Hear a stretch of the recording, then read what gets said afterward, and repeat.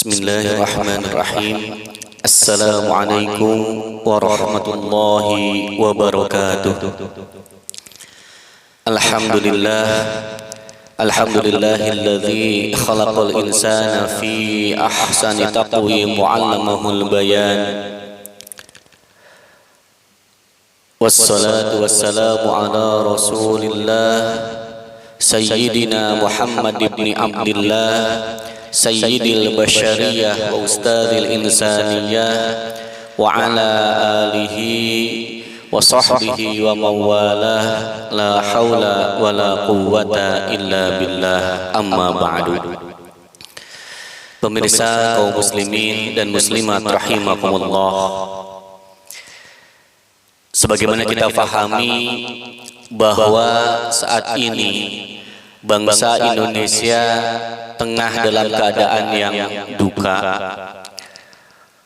Awan kelabu bergelayut di negeri ini, mengiringi berbagai macam musibah yang datang silih berganti. Saat ini kita tengah berada pada satu kondisi di mana kita terkurung oleh sebuah pandemi yang luar biasa, yaitu wabah COVID-19 yang dikabarkan sangat mematikan dan penularannya sangat cepat.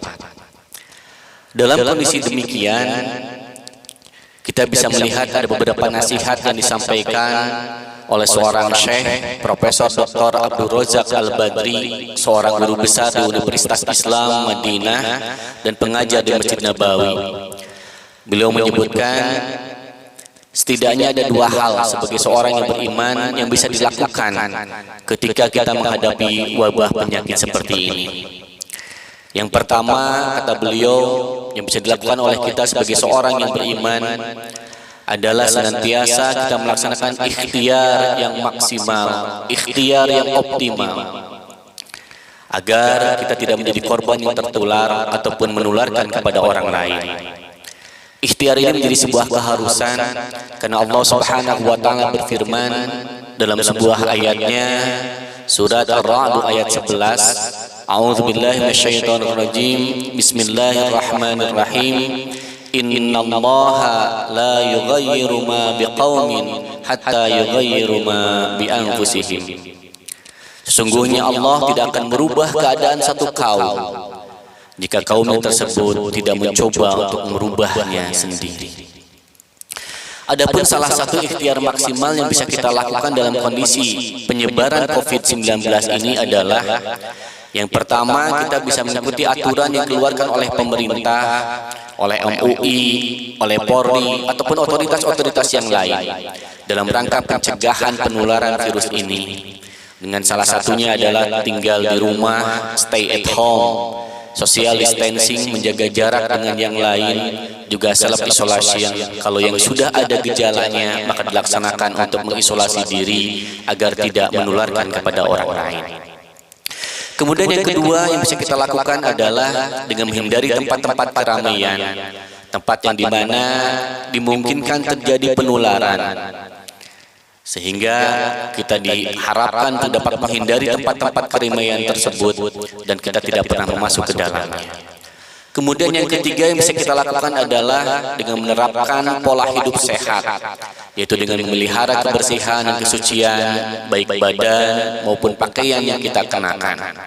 Kemudian yang kedua, kita pun bisa melaksanakan memelihara kebersihan rumah, lingkungan, kesucian tempat-tempat ibadah yang kita laksanakan dan lain sebagainya. Sebagai salah satu ikhtiar kita menerapkan pola hidup sehat. Kemudian yang selanjutnya yang bisa kita lakukan adalah dengan menjaga kebersihan diri.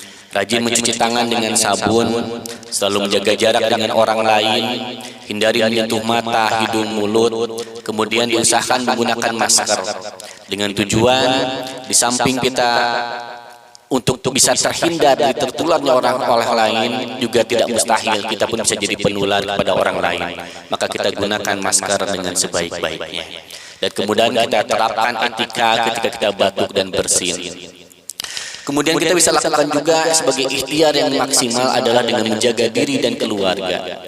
Kita makan makanan yang bergizi dengan seimbang, rajin olahraga, kemudian cuci tangan dengan sabun seperti tadi sudah disampaikan, kemudian juga tidak merokok dan menjauhi makanan-makanan yang terlarang yang dilarang oleh Allah Subhanahu wa taala. Kemudian kita makan makanan yang dimasak dengan sempurna sehingga kumannya, virusnya sudah mati dengan masakan kita. Dan kalau misalkan kita mendapatkan ada sesuatu gejala dalam diri kita, jangan sungkan untuk berkonsultasi dengan medis atau konsultasi ke dokter. Dengan harapannya jika kita mampu untuk melaksanakan ikhtiar tersebut, kita bisa dihindarkan dari tertularnya orang lain ataupun kita bisa menghindarkan diri untuk menularkan kepada orang lain. Kemudian yang kedua, kata Dr. Abdul Razak Al-Badri menyebutkan bahwa di samping kita ikhtiar zahir, ikhtiar dengan maksimal, kita pun harus melaksanakan ikhtiar batin dengan tawakal kepada Allah Subhanahu wa taala. Tawakal di sini dengan meningkatkan amal ibadah, kita mendekatkan diri kepada Allah Subhanahu wa taala. Kita senantiasa ingat bahwa virus tersebut adalah merupakan ciptaan dari Allah Subhanahu wa taala dan Allah Maha mampu untuk bisa mengendalikannya, bisa menghindarkannya kepada diri kita. Maka kita meminta kepada Allah untuk dengan mendekatkan diri kepada Allah Subhanahu wa taala agar kita terhindar dari virus tersebut. Kemudian yang kedua, dalam rangka meningkatkan amal ikhtiar kita pun juga melaksanakan wudu secara sempurna.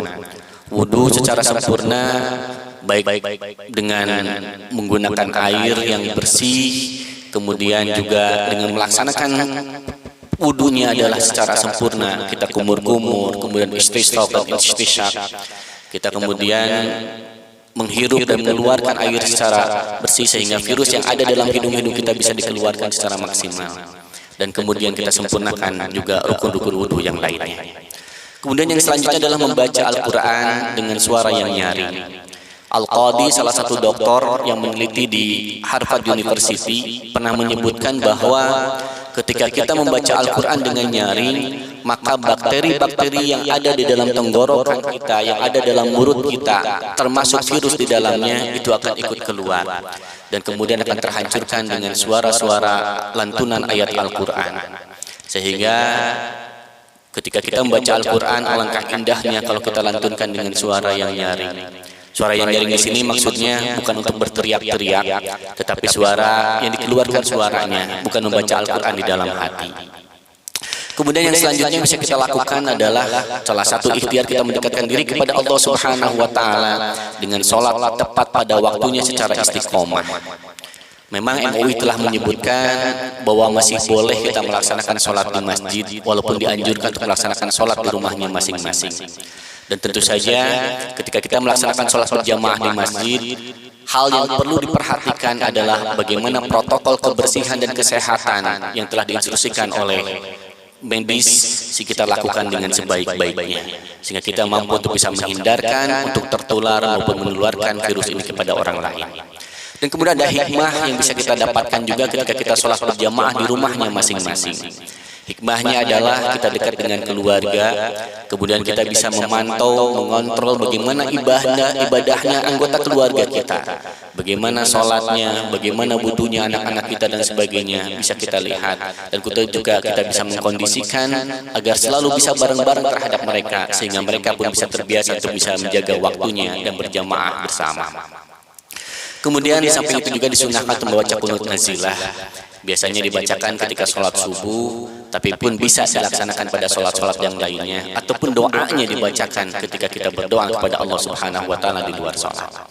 Kemudian selanjutnya Allah Subhanahu wa taala pernah berfirman kepada kita, wa ma kana Allahu mu'adzibahum wa anta fihim wa ma kana Allahu mu'adzibahum wa hum yastaghfirun. Bahwa sesungguhnya Allah tidak akan pernah mengadab suatu kaum jika engkau Muhammad berada di dalamnya, dan Allah tidak akan pernah mengadab satu kaum jika kaum tersebut banyak beristighfar, memohon ampunan kepada Allah Subhanahu wa taala. Maka salah satu untuk mendekatkan diri kepada Allah Subhanahu wa taala adalah dengan kita memohon ampunan kepadanya dengan banyak membaca istighfar kepadanya.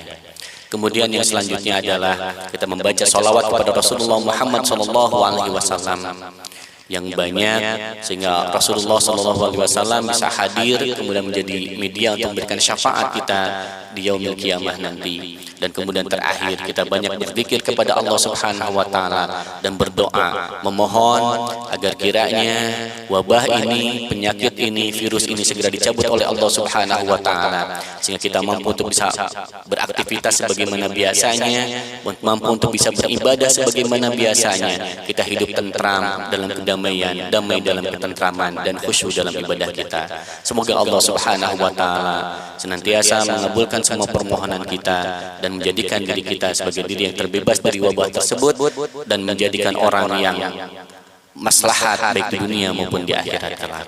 Wallahu a'lam bissawab, wallahu muwaffiq ila aqwamit thoriq. Wassalamu alaikum warahmatullahi wabarakatuh.